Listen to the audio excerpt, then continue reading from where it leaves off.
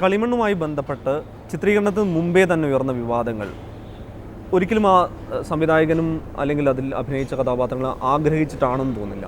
പക്ഷേ ഇത്തരം കോൺട്രവേഴ്സീസ് ഒന്നും ഇതൊരു കമേഴ്സ്യൽ പുള്ളായി മാറാറുണ്ട്. അത് വേദനിപ്പിക്കുകയായിരുന്നു സംവിധായകനെ.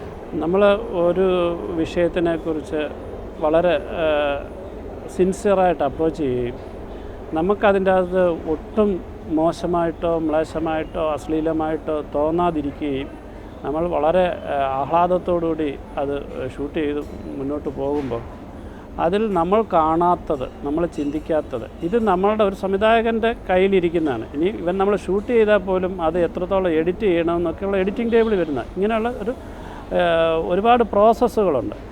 ഇത് മനസ്സിലാക്കാതെ ഏറ്റവും മോശമായി വികൃതമായി അതിനെ കാണുകയും ഒപ്പം അതിൻ്റെ പേരിൽ വ്യക്തിഹത്യകൾ നടത്തുക എന്നൊക്കെ പറയുന്നത് പലപ്പോഴും ആരോഗ്യകരമല്ല. ഈ സങ്കീർണതകൾ വളരെയേറിയ ഘട്ടമായിരുന്നു.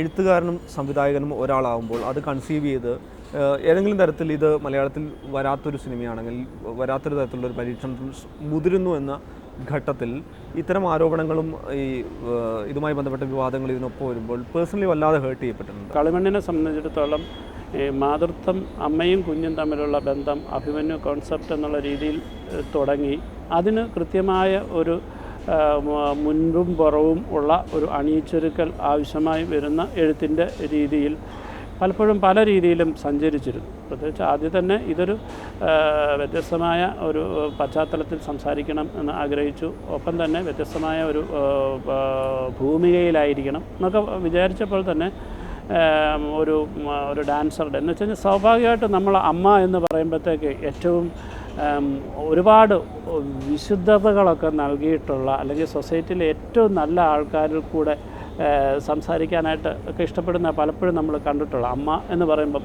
ആ ഒരു കോൺസെപ്റ്റ് ഉണ്ട്. അപ്പം ഈ മാതൃത്വം എന്ന് പറയുന്നത് എല്ലാ തരത്തിലുള്ള ആൾക്കാരുടെയും ഒരു അവകാശം തന്നെയാണ്. ഒരു ഘട്ടത്തിൽ ഞാൻ ഈ സിനിമ ഉപേക്ഷിച്ചിട്ട് പോലുമുള്ള നല്ലതായിട്ടൊരു കാര്യം പറയാൻ പോകുമ്പോൾ നമ്മൾ നല്ലതെന്ന് കാണുന്നതിന് ഭയങ്കരമായൊരു ചീത്ത വശമുണ്ടെന്നുള്ളത് നമ്മൾ ഒരിക്കലും അങ്ങനെ ഒരു ചീത്ത വശം പ്രതീക്ഷിച്ചില്ല. ചീത്ത വശമുണ്ടെന്ന് സമർത്ഥിക്കുമ്പോൾ ആണ് ഒരു കാര്യത്തിന്, ഒരു നല്ല കാര്യത്തിന് പോലും രണ്ട് വശങ്ങളുണ്ട്. അപ്പോൾ നമ്മൾ അമ്മയെ തല്ലിയാലും രണ്ട് വശം പറയുന്നവരുണ്ടെന്ന് പറഞ്ഞു തന്നെ വിട്ടെ. ഇത് എനിക്കൊരു പുതിയൊരു ചിന്ത തന്നെയായിരുന്നു. സിനിമയ്ക്ക് മാത്രം ആയിട്ടുള്ളൊരു പ്രത്യേകത സംവിധായകൻ്റെ രീതിയിൽ പ്രേക്ഷകരോട് പങ്കുവയ്ക്കാനും അവകാശപ്പെടാനുണ്ട്. ഇത് സാധാരണ ഒരു സിനിമയുടെ ഒരു ഫോർമുലയിൽ നിന്ന് ഒരു കഥയിൽ നിന്ന് വളർന്ന് ആ കഥ മാത്രം വികസിച്ച് ആ കഥാപാത്രങ്ങൾ മാത്രം ആ കഥയുടെ പൂർണ്ണതയിൽ എത്തി നിൽക്കുന്ന രീതിയിലുള്ള ഒരു സാധാരണ ഞാനും മനുഷ്യമൊക്കെ കണ്ടിട്ടുള്ള ഒരു സിനിമയുടെ ഒരു ഗതിയുണ്ട്. അത് വളരെ എസ്റ്റാബ്ലിഷ്ഡ് ആയിട്ടുള്ള വളരെ പരിചിതമായ ഒരവസ്ഥ തന്നെ. പക്ഷെ അതിൽ നിന്ന് വ്യത്യാസമായി അതിൻ്റെ ഒരു പൂർണ്ണതയിൽ വളർച്ചയിൽ നിൽക്കുമ്പോൾ അത് പുസ്തകത്തിലാണെങ്കിൽ വായിക്കുന്നവനായിരിക്കാം അസ്വസ്ഥനാകുന്നത്. അല്ലെന്നുണ്ടെങ്കിൽ അതിന് ഒരു ഇടപെടലുകളുണ്ടാകുക. ഇത് പ്രദർശിപ്പിക്കുന്നിടത്ത് സാമൂഹികമായ ഇടപെടലുകളുണ്ടാകും. അത് നല്ലതും ചീത്തയുമായ കമൻറ്റുകളുണ്ടാവുക. അത് ഈ കഥാപാത്രത്തിനെ എങ്ങനെ ബാധിക്കുന്നു? അത്രമാത്രം ഒരു റിയലിസ്റ്റിക് ആയി അല്ലെങ്കിൽ അങ്ങനെ ഒരു ഇൻഫോർമേറ്റീവായി പോകാനുള്ള ഘട്ടം വരുമ്പോൾ ഒരു ഡോക്യുഫിക്ഷൻ്റെ സ്വഭാവം കൂടി കൈവരിച്ചിട്ടുണ്ട്, അല്ലെങ്കിൽ അത്തരൊരു ശ്രമം കൂടി നടത്തിയിട്ടുണ്ട് സിനിമയിൽ. തീർച്ചയായിട്ടും ഒരു ഡോക്യു ഫിക്ഷൻ്റെ സ്വഭാവം തന്നെയാണ് ഈ സിനിമയിലൂടെ നമ്മൾ ഉദ്ദേശിച്ചത് തന്നെ. ജനങ്ങളിലേക്ക് എനിക്ക് പറയേണ്ട കമ്മ്യൂണിക്കേഷൻ നടക്കുന്നില്ലെങ്കിൽ ഒരിക്കലും ആ സിനിമ നല്ല സിനിമയെന്നും നമ്മൾ പറയുന്നതിൻ്റെ അകത്ത് എനിക്കർത്ഥമില്ല. എൻ്റെ ഭാഷ ഇവിടെ ഈ ഘട്ടത്തിലാണ് ഒരു എഴുത്തുകാരൻ്റെയും സംവിധായകൻ്റെയൊക്കെ ഏറ്റവും വലിയ വെല്ലുവിളികളായിട്ട് എനിക്ക് തോന്നുന്നു. അപ്പോൾ ആ വെല്ലുവിളി അതിജീവിച്ചു. അങ്ങനെ ഒരു വ്യക്തിപരമായ ഉറപ്പ് കൂടി പ്രേക്ഷകർക്ക് കൊടുക്കാവുന്ന ഘട്ടത്തിലാണ് സംവിധായകൻ. സിനിമ പ്രേക്ഷകരിലെത്തിയ ദിവസം തന്നെയാണ് നമ്മുടെ സംസാരം. അമ്മയെപ്പോലെ ഒരു സ്ത്രീ എന്നുള്ള രീതി എത്രമാത്രം മോശമായി, അല്ലെങ്കിൽ 70 വയസ്സുള്ള സ്ത്രീകളുടെ നേരെ ആക്രമണങ്ങൾ നടക്കുന്നിടത്ത് ഇത്തരത്തിലുള്ള ഒരു ചിന്തകൾ, ഇത് എല്ലാ ഭ്രാന്തന്മാരെ നന്നാക്കാൻ പറ്റുമെന്ന് വരത്തില്ല. പക്ഷേ വരുന്ന തലമുറയെങ്കിലും കുറച്ചെങ്കിലും ചിന്തിക്കാൻ പറ്റുമെന്നുള്ളതാണ് വിശ്വാസം. ഇതോടൊപ്പം തന്നെ ചേർത്തൊരു പക്ഷേ ശ്വേതാമേനോൻ എന്ന സ്ത്രീയുടെ ഗർഭാവസ്ഥയെ, മാതൃത്വത്തെ അത് വിൽപ്പന ചരക്കാക്കാനുള്ള ശ്രമമാണ്. തിയേറ്ററുകൾ ലേബർ റൂമാക്കാനുള്ള ശ്രമമാണ്. ഐറ്റം ഡാൻസ് ഉണ്ടെന്ന വാർത്ത വന്നപ്പോൾ ഐറ്റം ഡാൻസ് ഉൾപ്പെടുത്തി അത് അത്തരം കമേഴ്ഷ്യൽ സാധ്യതകൾ ഉപയോഗിക്കാനുള്ള ശ്രമം സംവിധായകൻ ബ്ലസ്സിൽ. ഇതൊരു കപടമായ ചിന്തയാണ്. ഇതിനെക്കുറിച്ച് ഞാനൊരു അഭിപ്രായം പറയുമ്പോൾ ചിലപ്പോൾ ഞാൻ പെട്ടെന്ന് കച്ചവടക്കാരനായി ധരിക്കുന്ന ആൾക്കാരുണ്ടാവാം. ജീവിതത്തിൽ കച്ചവടം എന്ന് പറയുന്നത് ഏതെങ്കിലും തരംതാണ അവസ്ഥയായിട്ട് എങ്ങനെയാണ് കാണുക? മൂല്യനിർണ്ണയമായിട്ട് കണ്ടാൽ പോരാ. തന്നെ ഒരു ഹിന്ദി സിനിമയിൽ അഭിനയിക്കുന്ന പാട്ടെന്ന് പറഞ്ഞാൽ ഹിന്ദിയുടെ ഫോർമാറ്റിൽ നിന്ന് പോണി വർമ്മ എന്ന് പറഞ്ഞ ഒരു ബോളിവുഡ് കൊറിയോഗ്രാഫർ തന്നെ അത് ചെയ്തിട്ടുള്ളത്. അപ്പം അതൊരു ഹിന്ദി സംവിധായകൻ്റെ കാഴ്ചപ്പാടിലാണ് ആ സിനിമ. അത് ബ്ലസ്സിയുടെ ഒരു അല്ലെങ്കിൽ തന്മാത്രയിലെ ഒരു പാട്ട് ഷൂട്ട് ചെയ്യുന്നതിൻ്റെ തൊട്ട് അത് ഷൂട്ട് ചെയ്ത് കഴിഞ്ഞാൽ അത് ഹിന്ദി സിനിമയായിട്ട് തോന്നത്തില്ല. അപ്പോൾ ഇത് വിമർശനങ്ങൾ ആ രീതിയിലാണ് കാണുന്നത്. ഇതോടൊപ്പം തന്നെ ഒരുപക്ഷെ ചോദിക്കാവുന്നത് പ്രസവ ചിത്രീകരണം അത് വളരെ നിർണായകമായിരുന്നു സിനിമയിൽ. ഒരുപക്ഷെ ഈ ഒരു സ്വാഭാവികമായ പ്രസവം അല്ലെങ്കിൽ ഏറ്റവും സങ്കീർണമായ ഘട്ടത്തിലായിരുന്നു ഇത് ചിത്രീകരിച്ചതും. ഈ മറിച്ചായിരുന്നെങ്കിൽ അല്ലെങ്കിൽ സ്വാഭാവികമായൊരു പ്രസവ പ്രക്രിയയോ ഇതൊന്നും അല്ലായിരുന്നെങ്കിൽ അത് ആ ഒരു ഘട്ടത്തെക്കുറിച്ചൊക്കെ നേരിട്ട് ആലോചിച്ചിട്ടുണ്ടോ? ശരിക്കും അത് പലപ്പോഴും പേടിപ്പിച്ചിട്ടുണ്ടെങ്കിൽ പോലും അങ്ങനെ ആലോചിച്ചില്ല എന്നുള്ളതാണ് സത്യം. കാരണം മനസ്സിൻ്റെ ഒരു പ്രാർത്ഥന. അതെ നമ്മൾ ചിലപ്പം ഒരു വിഡിത്തരമായിരുന്നിരിക്കാം അങ്ങനെ മറിച്ചായിരുന്നെങ്കിൽ. ഇപ്പോൾ ഇങ്ങനെ ഇത്തരം ചോദ്യങ്ങൾ ചോദിക്കുമ്പോൾ ആണ് നമ്മൾ അതിൻ്റെ ഒരു ഭീകരമായ അവസ്ഥ എന്ന് വെച്ച് കഴിഞ്ഞാൽ പ്രസവം നോർമൽ അല്ലാതായിട്ട് സിസേറിയനായിരുന്നെങ്കിലും ചിലപ്പം നമ്മളത് കുറച്ചെങ്കിലുമൊക്കെ ഷൂട്ട് ചെയ്യാം. പക്ഷേ ചിലപ്പം അതോടുകൂടി ആ സിനിമ ഉപേക്ഷിക്കേണ്ടി വന്നേനെ. ഉദാത്തമായൊരു കലാപരതയുടെ ബ്രാൻഡിങ് അല്ല ആവശ്യം. സിനിമ നല്ല സിനിമ എടുത്ത് അത് പ്രേക്ഷകൻ്റെ അടുത്ത് കച്ചവട തലത്തിൽ തന്നെ എത്തേണ്ടതാണ് എന്ന ബോധ്യമുള്ള സംവിധായകനാണ്. എൻ്റെ റോ മെറ്റീരിയൽ എന്ന് പറഞ്ഞാൽ കടലാസും പേനയും അല്ല. ഇതിനൊരു 3-4 കോടി രൂപ അല്ലെങ്കിൽ ഈ കഥ എൻ്റെ മനസ്സിൽ ഇരിക്കത്തുള്ളൂ. ഇതിൻ്റെ അകത്ത് ഒരു കച്ചവടമില്ല എന്ന് പറയുന്നതിൻ്റെ അകത്ത് സത്യസന്ധതയില്ലായ്മയാണ്.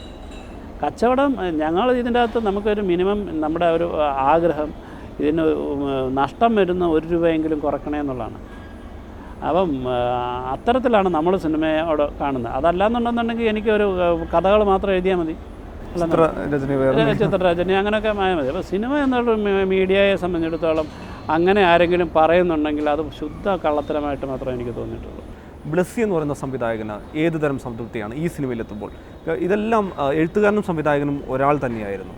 അതുകൊണ്ട് തന്നെ ഒരു ആത്മസംതൃപ്തി വലിയൊരു ഘടകം തന്നെയാണ്. ഞാനും ഇത് കണ്ടപ്പോൾ എൻ്റെ അമ്മയോടാണ് എനിക്ക് ഏറ്റവും സ്നേഹം കൂടുതൽ തോന്നിയത്. അപ്പം ഇത്തരമുള്ള അത് തന്നെയായിരുന്നു ഇതിൻ്റെ ഒരു അടിസ്ഥാനപരമായ ഉദ്ദേശവും. അപ്പം ഇത്തരത്തിലുള്ള ഒരു മാതൃത്വത്തിൻ്റെ അമ്മയോടുള്ള വാല്യൂസ്, ഈ ബന്ധത്തിൻ്റെ വാല്യൂസ് മനസ്സിലാക്കുവാൻ അല്ലെങ്കിൽ ഒരിക്കലൂടെ ഓർമ്മിപ്പിക്കുവാൻ. അപ്പോൾ ഞാനും പറഞ്ഞിട്ട് ഓർമ്മിപ്പിക്കണമെന്നല്ല ഞാൻ പറയുന്നത്. പക്ഷേ ഒരു സിനിമ എന്നുള്ള രീതിയിൽ അതിന് കൂടുതൽ അടിവര ഇടുവാനായിട്ട് ഉള്ള ശ്രമമായിരുന്നു സിനിമ.